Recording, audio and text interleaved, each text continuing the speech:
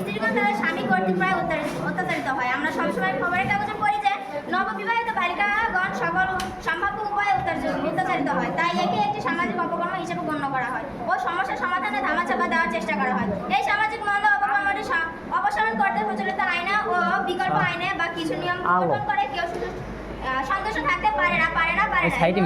সম্পূর্ণ দৃষ্টিভঙ্গি পরিবর্তন করাই খুবই অপরিহার্য। যৌতুক প্রথা একটি সামাজিক সমস্যা হওয়ার এটিকে সামাজিক মোকাবেলা করতে হবে।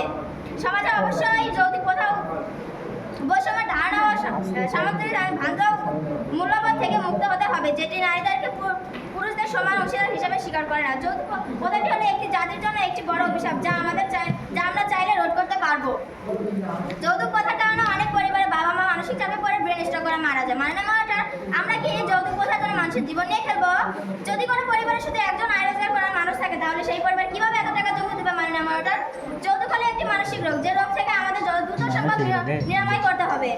এই যৌতুক প্রথার কারণে সবসময় সংসার অস্থির লেগেই থাকে, যার কারণে স্বামীরা তার স্ত্রীকে অত্যাচার করে, যার কারণে মেয়েরা তার স্বামীকে তালাক দিতে বাধ্য হয়।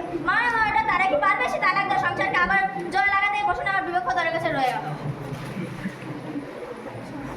আমার বিপক্ষ দ্বিতীয় বক্তা বলে গেছেন আমাদের শেষ নবী হযরত মুহাম্মদ সাল্লাল্লাহু আলাইহি ওয়াসাল্লামের কথা। তারা কোথায় পেয়েছেন এই উক্তি? আমরা জানলে আমাদের বললে আমরা একটু খুশি হতাম।